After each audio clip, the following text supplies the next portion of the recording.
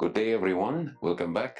Today we will speak about measurements, especially in IGCSE physics.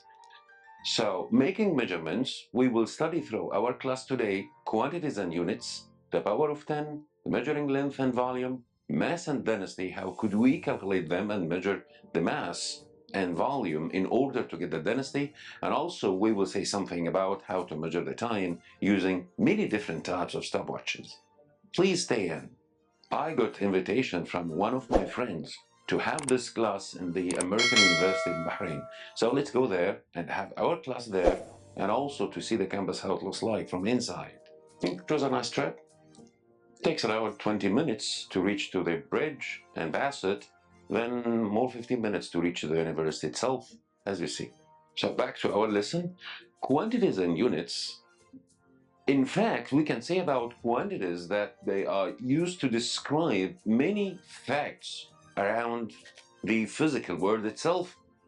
And also it could be measured and calculated. Keep in mind, we have two main types of quantities. The first one is basic quantities. In basic quantities, they are some quantities, in my opinion, they could only be measured and in some cases could be calculated, but it's easy to measure them in order to get some other quantities. Like, I could say mass, this is a quantity, it could be measured by a balance. Then we could use this mass to find momentum, for example, because I know the momentum needs mass and velocity. But when it comes to units, we can say they are used to measure and express the magnitude or the numerical value of the quantity itself. For example, I could say my mass is 90 kilograms. 90 here, and the mass itself, they are the quantity, and the unit could be expressed by the word kilograms. In some other systems, we can use many things rather than kilograms. But the most globally famous measuring units, it could be the SI or System International system. And this is what we could say about the international system of units. So the mass on there, it could be measured by kilograms. As you see in this table, so the quantities themselves, they can be divided into two main types. The first one is the basic, the second one is the derivable.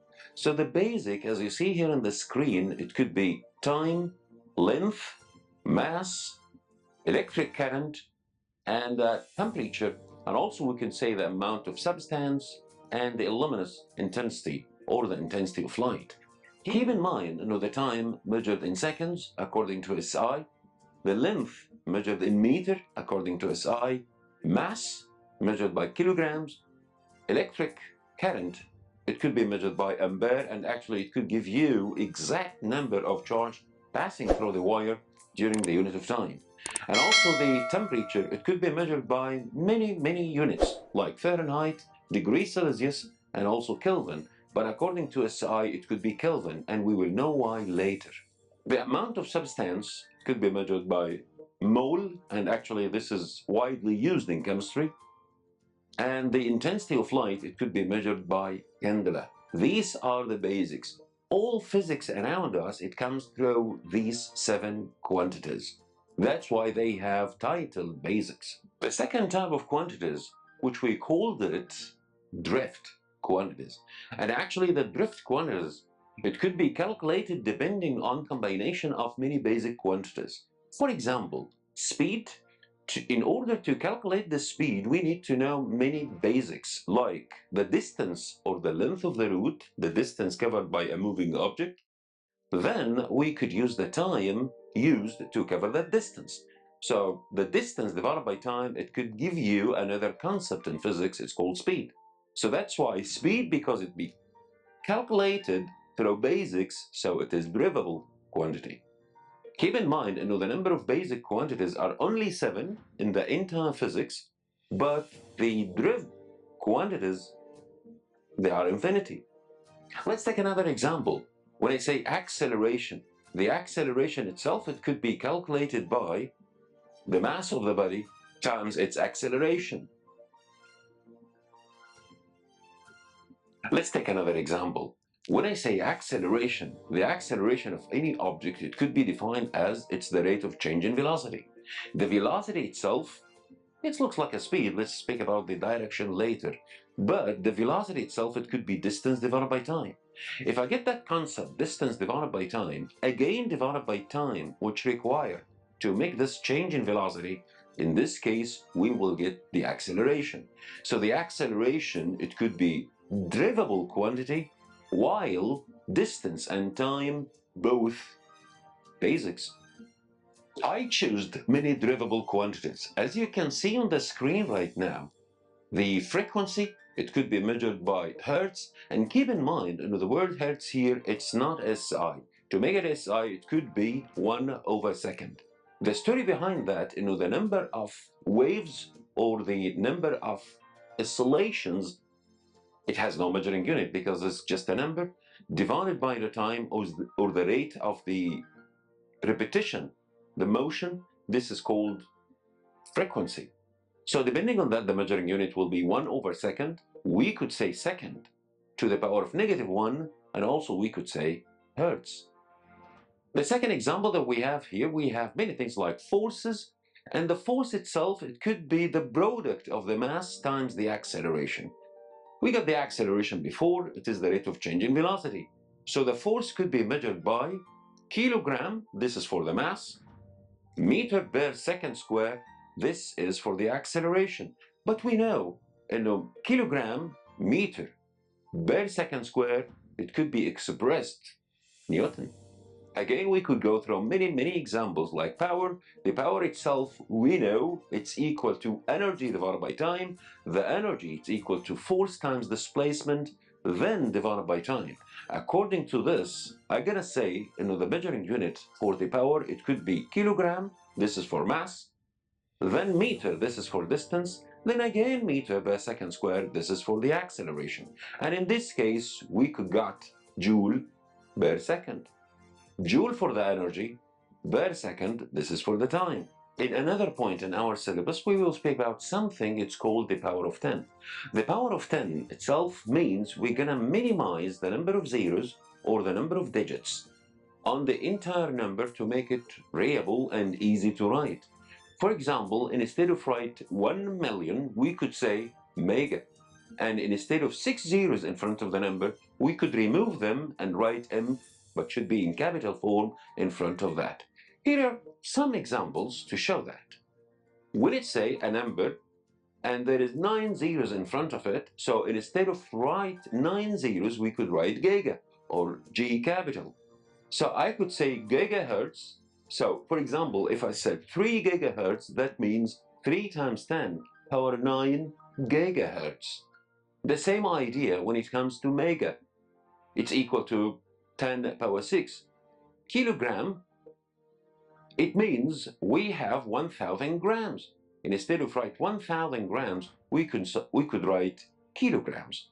K here means times 10 power 3. This is just to minimize the number of zeros or even the number of digits to control the sig fig and the decimal places. These are for the big quantities. Also, we can go smaller in case if you need smaller number. So I could say milli. Milli means instead of kilo means times 10 power 3. Milli means divided by 10 power 3. So in this case, I could take the number which expressed in milli and say 3 millimeters. That means 3 times 10 power -3 meters. It could help if you know how to change from unit to another smaller or bigger units in order to write the perfect significant figures and decimal places.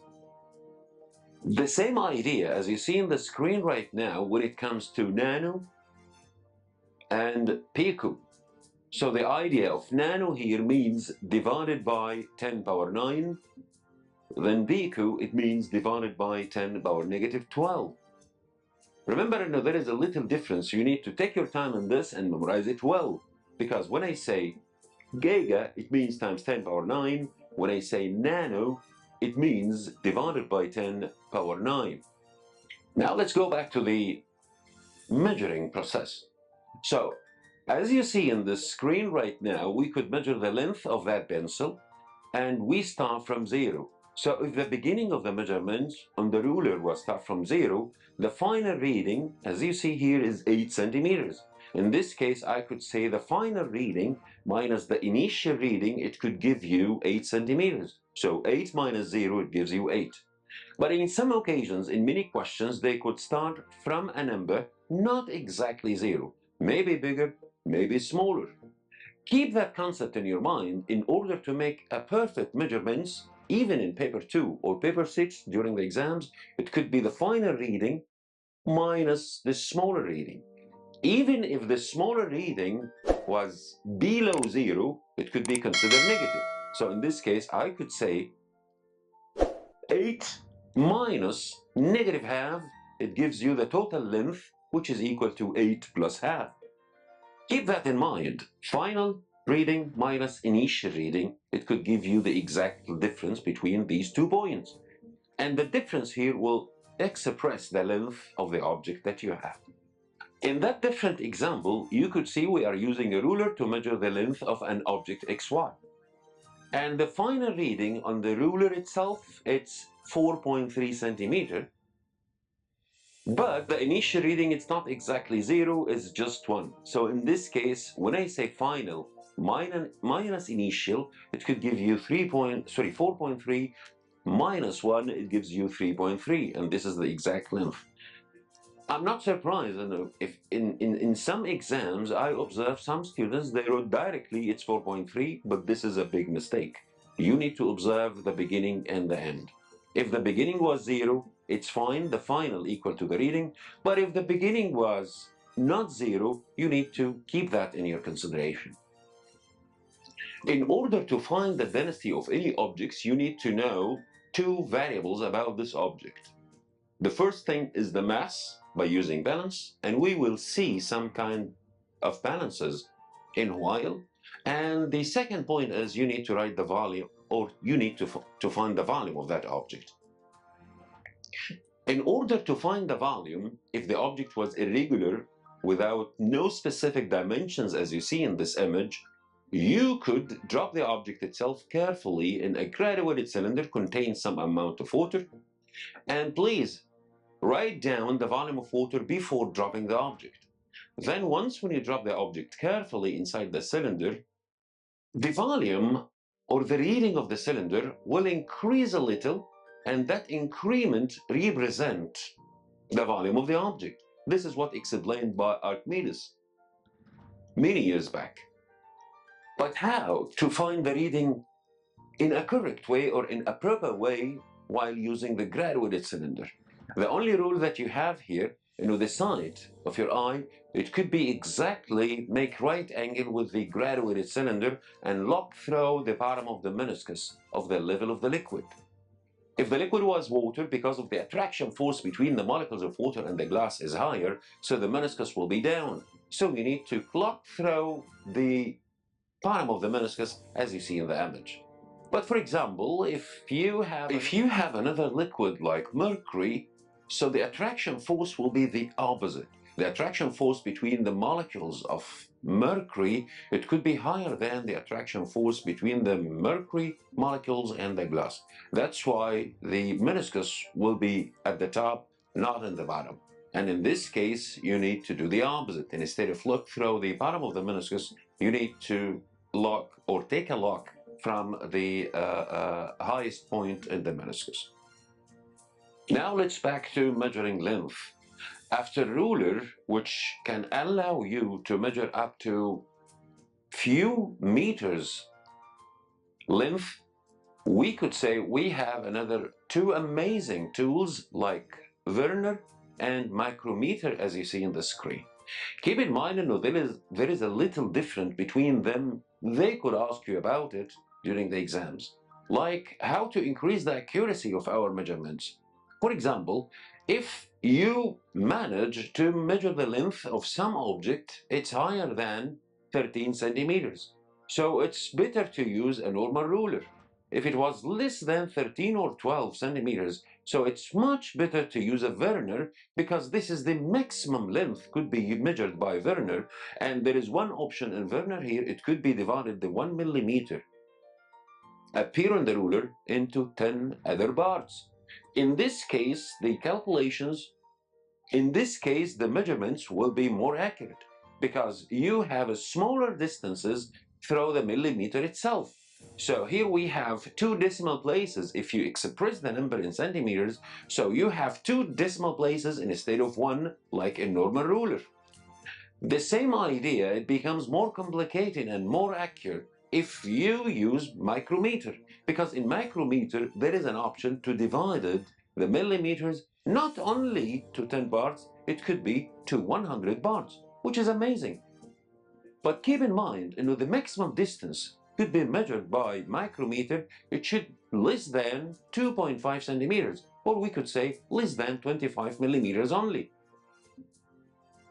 Here are some types of balances. It could help you to find the mass of the object.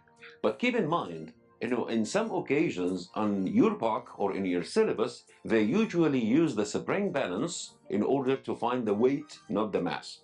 And of course, there is a big difference between them, right? So keep in mind to have a look and read the question well and obtain which quantity that they are using. If it was mass, it could be in kilograms, but if it was weight, it could be in Newton, because weight is the attraction force done by the Earth on the object. For example, we have one pan balance, as you see here, the first image. Then also we have many other balances. It depends on the attraction force. In case of spring balance, keep in mind, sometimes we could use the spring balance to find the weight. In any other occasions, we can find the mass. Remember the relation between the weight and mass, and with the weight equal to the mass times the gravity acceleration, which is equal to 9.8. Once when you get the mass using the balance and the volume using whatever the way, you can use the mathematical way. If it was regular, like we're going to use the dimensions, you could find at that point, you could find the density using this equation. The density equal mass divided by volume. But you need to take your time in order to fix the measuring units for the density. For example, if the mass was in kilogram and the volume was in meter cube, in this case the measuring unit will be kilogram per meter cube. And the number will be different if we change the measuring units to some units smaller. For example, when I say gram for the mass and centimeter cube for the volume, in this case the measuring unit will be gram per centimeter cube. Let me give you a numerical example. The density of water is very famous by the word 1. Keep in mind, this one, if the measuring unit is gram per centimeter cube, it means if we have a very small spoon, it has some dimensions like length is 1 centimeter, width is 1 centimeter, the height is 1 centimeter, the amount of pure water inside it, it could have a mass equal 1 kilogram. But if we change the volume to be meter cube, in this case, we have a big tank, 1 meter length, 1 meter width, and 1 meter depth. In this case, the amount of water inside it will be not less than 1,000 kilogram. So if you change the measuring unit from gram per centimeter cube into kilogram per meter cube, the number will be different, or will be changed from 1 for the first unit to 1,000 for the second unit. And it does make sense. Finally, we reach to the time. How could we find the time?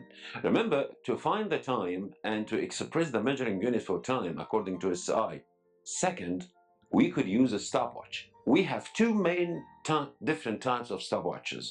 The first one is the analog, the second one is the digital one. As you see here in the screen, we have to the left hand, this is the analog one. To the right hand, this is the digital one. Most of the questions in past papers nowadays becomes about the digital one. Keep in mind, in digital one, we have 3 fields. The first one for minutes, the second part, which shown here like 23, it could express seconds. The third, the smaller part here, it could divide the second into 100 parts only. It's not milliseconds, it's not even microsecond, it's not anything related to that calculation. It's just parts out of 100 parts of the second. So the normal stopwatch, especially the digital one, it could be able to divide the 1 second into 100 parts. But when it comes back to the analog one, be careful when you take the readings, because in some occasions we have some analog stopwatch, it could be divided, it could be has some divisions, like one dash represent 1 second, and in some occasions the one division represent 2 seconds. So be careful when you take the reading from the analog one and the digital one. One more thing, if you requested to find the time between one occasion and another, you need to use the same magic rule, which is final reading minus the initial. So the final time minus the initial time, it could be the best idea to find the time consumed to make this change from situation 1 to situation 2. In some other classes, we will see in past papers how this measurements, or how they ask you about the measurements. Let's be there. Nice to meet you again. By the end of our class, it was amazing to be in the American University in Bahrain and see the campus during our class. Thank you. By the way, if you apply for the American University in Bahrain, you can contact me directly and I could have some decent discount for you. And you will find many details present in the description of the video down. Thank you. Bye.